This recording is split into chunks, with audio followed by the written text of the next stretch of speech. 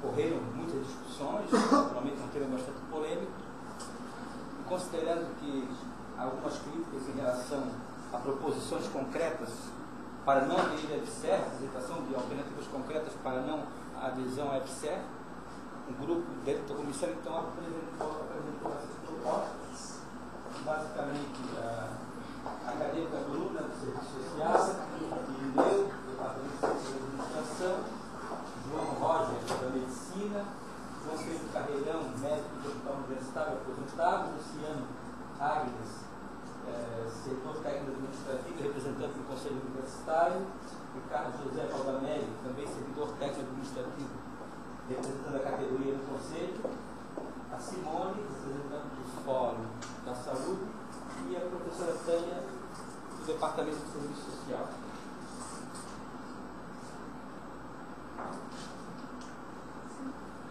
Então, a EBSER, na concepção desse grupo, não é uma alternativa recomendável para o hospital universitário.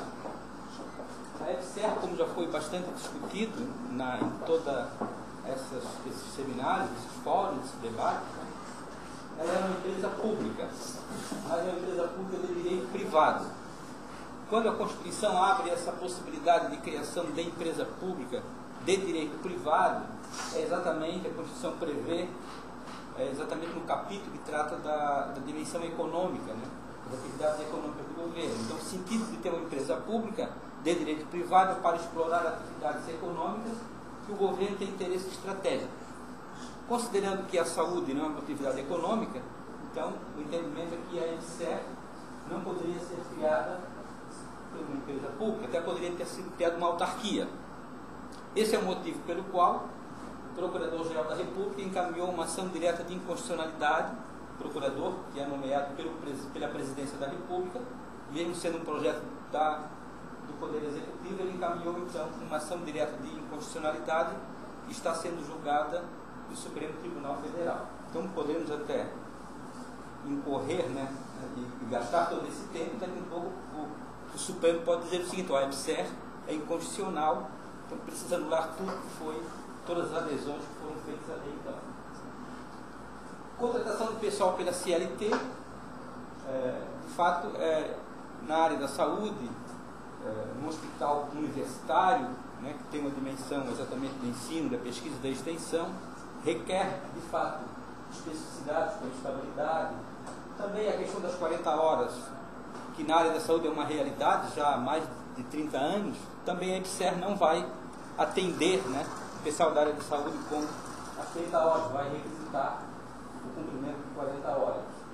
Aí, menor relação funcionário-lei, exatamente porque a empresa pública de direito privado tem essa dimensão de custo-benefício, então vai trabalhar dentro dessa lógica empresarial. Desvinculação do Hospital Universitário da UFSC. O Hospital Universitário é uma unidade da Universidade Federal de Santa Catarina, consta do estatuto, do regimento, e esse regimento da universidade, esse estatuto, ele é aprovado no Conselho Nacional de Educação, e não dá autonomia. A universidade tem esse poder de estabelecer essas estruturas. E vem agora uma lei ordinária que tira um pedacinho da universidade, de fato. Então fere, né, o artigo 207 da Constituição, que é a autonomia universitária. Então essa lei estaria desestruturando a universidade, tirando um pedaço da estrutura da universidade. E ainda a universidade, né, vai ficar, quem vai administrar vai ser a EBSER, não vai ser a universidade. Um ponto bem importante de colocar é que a lei não obriga, né? Então a lei diz o seguinte, nem poderia, né, porque seria, então, a lei diz que é uma empresa que o governo criou, que mesmo assim está sendo questionada a legalidade dessa empresa, mas que a lei coloca que fica a critério de cada universidade aderir ou não à EBSER. E é colocado de algumas formas como se fosse, existe uma lei, nós temos que aderir. E ainda o ensino, a pesquisa e extensão, né, naturalmente terão influência, porque, claro, uma empresa que tem essa dimensão da questão custo-benefício, uma empresa de direito privado, vai, digamos assim, assumir uma unidade acadêmica da universidade, que é um órgão suplementar, que tem atividades acadêmicas, assistenciais, de ensino, pesquisa e extensão. Naturalmente, o ensino, a pesquisa e extensão, digamos assim, esse tripé, que é o fundamento da autonomia universitária, sofrerão naturalmente com essa atitude. As verbas do REUF, que foi colocado aqui pela vice-diretora do Hospital Universitário, né? O REUF é um programa de reestruturação da universidade criado pelo próprio governo federal no ano de 2010. Assim como foi criado o REUNI para a graduação, foi criado o REUF para os hospitais universitários. E com a EBSER, de uma certa forma, esse decreto do REUF ele não é mais considerado.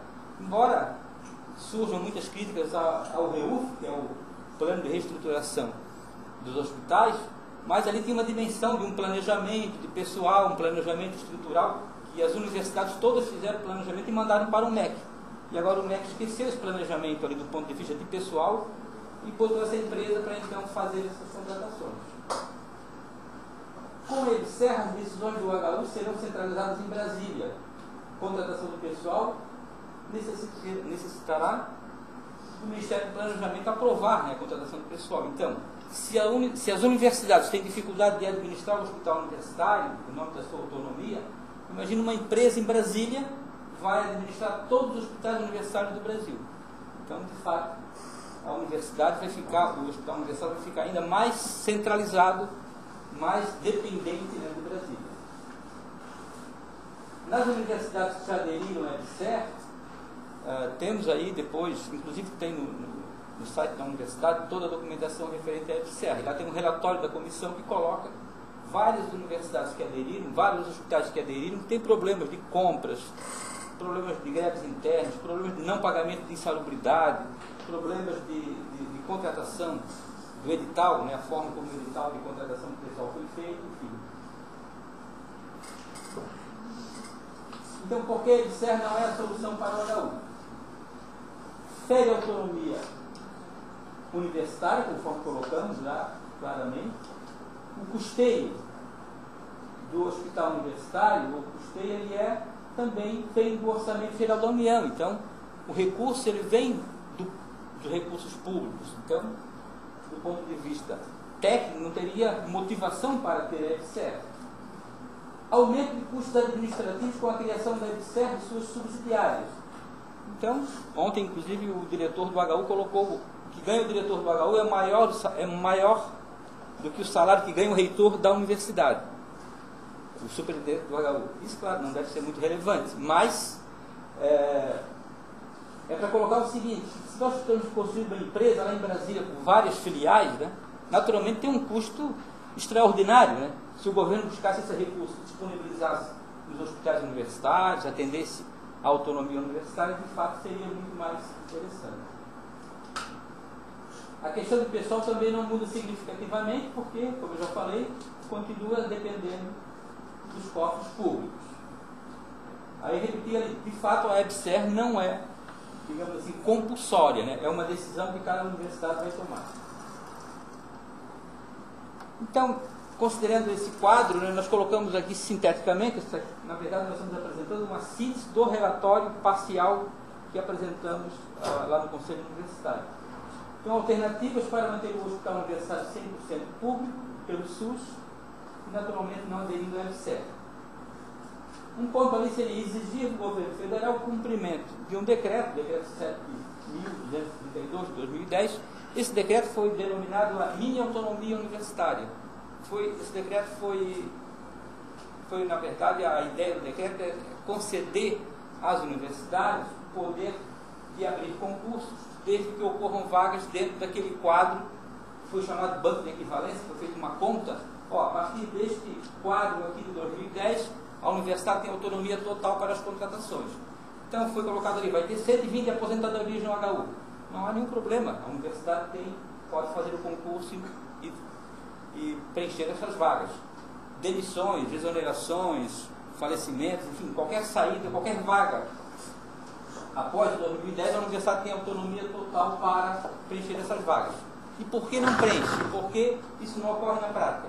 É um problema, digamos assim, de ordem, na culpa da reitoria, na culpa da direção do HU, é um problema de ordem burocrática, é um problema da dimensão, digamos assim, burocrática do próprio modelo, né, da nossa administração pública, da centralização.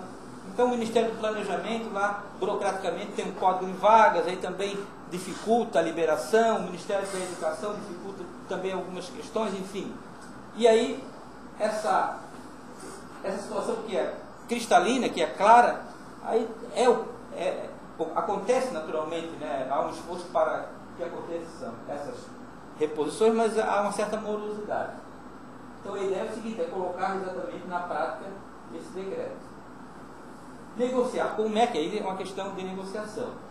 Negociar com o MEC através da Andifes. A Andifes atualmente ela não se posiciona frente a questões importantes nas universidades. Teve um tempo que a Andifes se manifestava, ia no Congresso, discutia várias questões de interesse da academia. Atualmente a Andifes funciona como se fosse, sei lá, uma assessoria do MEC, ou pior ainda, nem se manifesta em questões desta relevância. Então seria o caso dos reitores, ou os reitores que ainda não aderiram, exigir na Andifes, né, uma negociação com o MEC para, primeiro, autorizar a contratação de profissionais da área da saúde para os hospitais universitários com base no artigo 37 da Constituição Federal. O que é isso?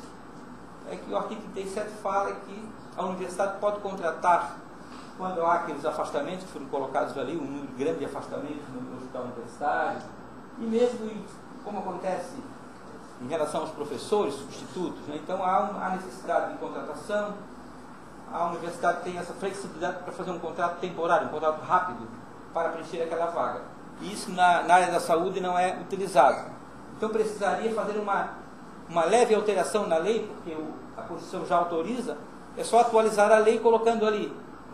Já tem várias situações também de médicos que são contratados em outras dimensões.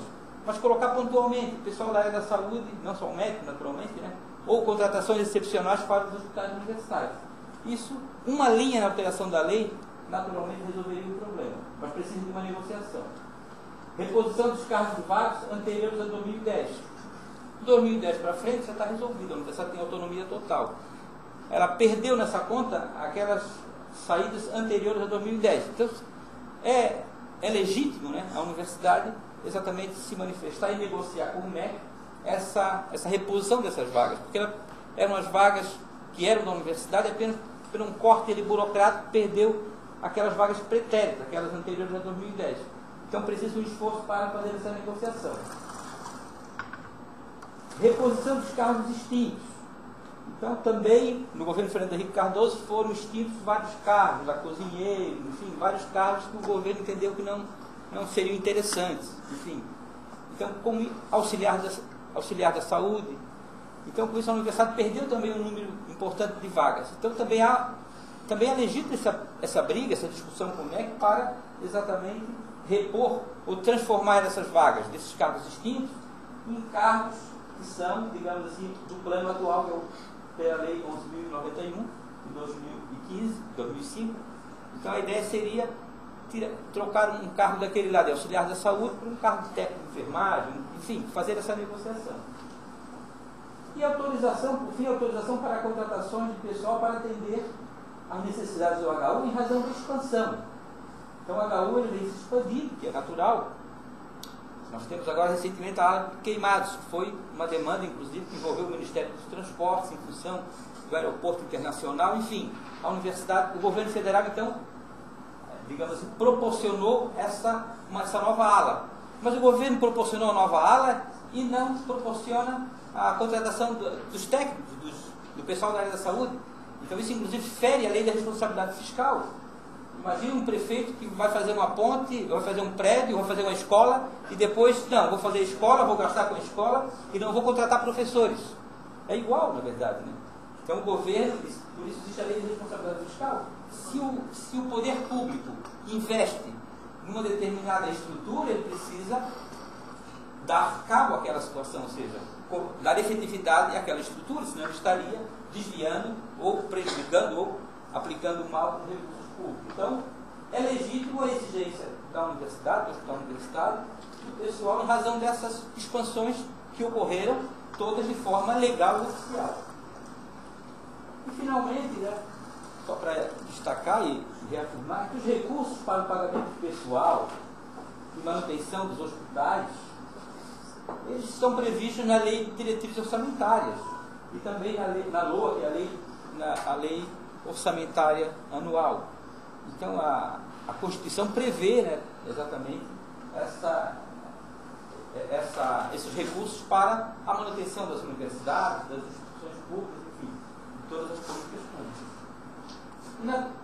E, naturalmente, a universidade ela tem direito, então, e dever constitucional de exigir do MEC os concursos públicos para essas áreas que foram expandidas, contratação de novos servidores, para ampliar, naturalmente, o atendimento do hospital universitário, e também a questão da qualificação, também é dever da universidade qualificar, porque existe também um discurso que é o seguinte: só funciona no privado, o público não funciona. Então a universidade não tem condições de ser a gestora do hospital universitário, precisa ser uma empresa com a dimensão de direito privado, porque a dimensão pública não está conta. Então a universidade tem esse dever de capacitar gestores para a gestão, né, do hospital universitário. Obrigado.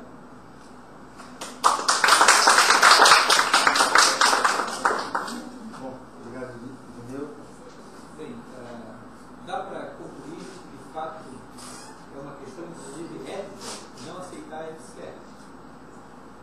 A questão da gestão pública, a questão da empresa pública, de fato, lá na Constituição está sendo colocada como uma empresa para atividades econômicas. Nós estamos passando por cima dessa discussão, na verdade, né? Nós estamos esquecendo, estamos fazendo de conta que essa empresa pública de direito privado, ela poderia ter sido criada, né? Então, os próprios juristas, o pessoal que estuda a Constituição, você tem uma citação ontem de um estudioso da área jurídica, famoso professor, que ele coloca que é Elinopes Meirelles, que todo o pessoal do direito administrativo utiliza para qualquer definição de discussões sobre direito. Então foi levada essa discussão e ele escreveu o seguinte, na verdade a discussão já é anterior, mas após a Constituição de 88, que denominou o que é empresa pública, o que é uma autarquia, que define toda a administração inteira. Então assim ele coloca: a empresa pública de direito privado, que é o caso do EBSER, é destinada à prestação de serviços industriais ou atividades econômicas em que o Estado tenha interesse próprio ou considere conveniente a coletividade. Então, está bem claro que o Supremo Tribunal Federal, como o Cláudio coloca, analisando do ponto de vista das ciências jurídicas, vai colocar que a EBSER ela é inconstitucional. Isso aí não deveremos ter dúvidas.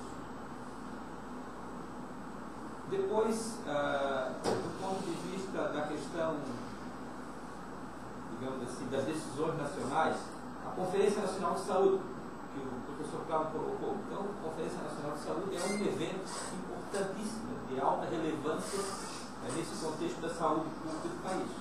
Manifestou-se contra a EBSER. A Procuradoria-Geral da República, como já falamos,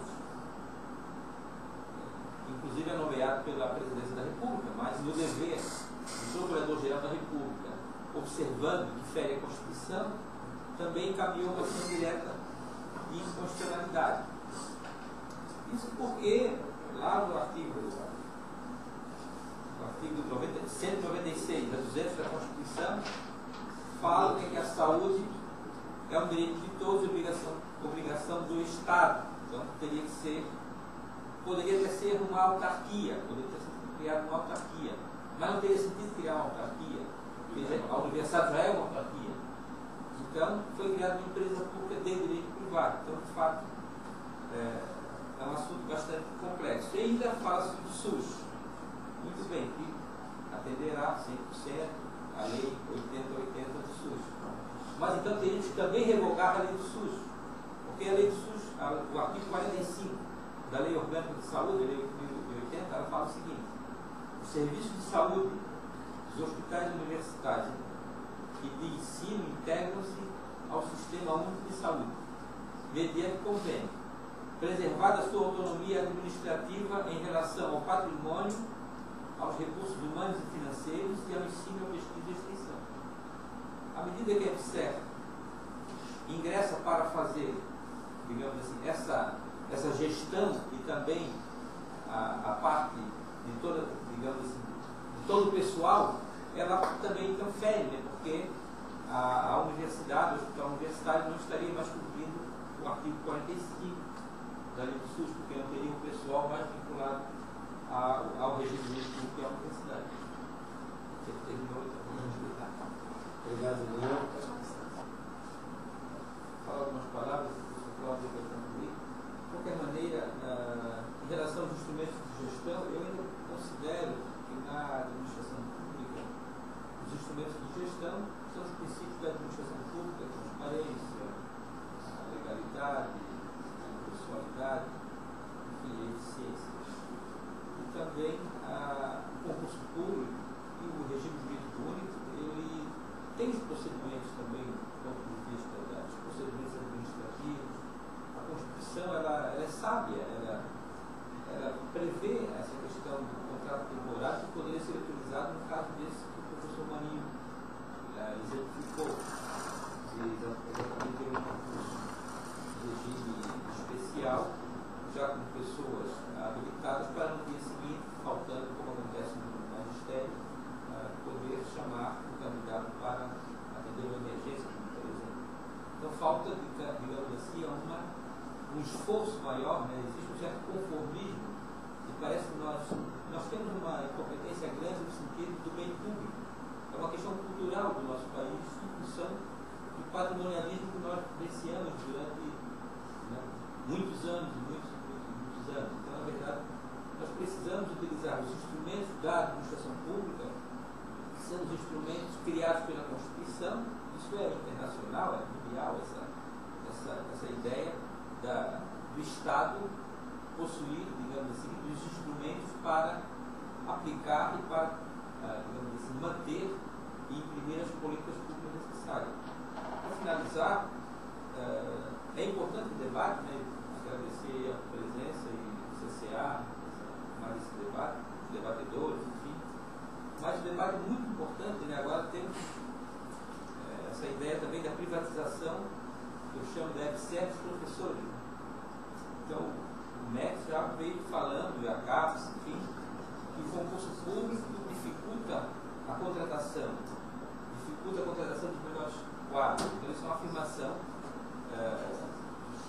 do professor Jorge Almeida Guimarães, que é o presidente da CAPES.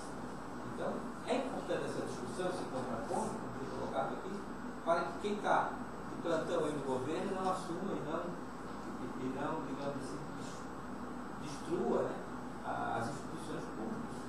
Na verdade, é fundamental, são fundamentais essas discussões, esses contrapontos, para a manutenção do que é público e defender exatamente o bem público, que é uma deficiência que nós temos no sentido cultural, inclusive, de administrar o bem público. É uma falta de habilidade nossa mesmo. Então precisamos sair um pouco do conformismo e ser um pouco mais, digamos assim, defensores, né, da coisa pública. Passaria para o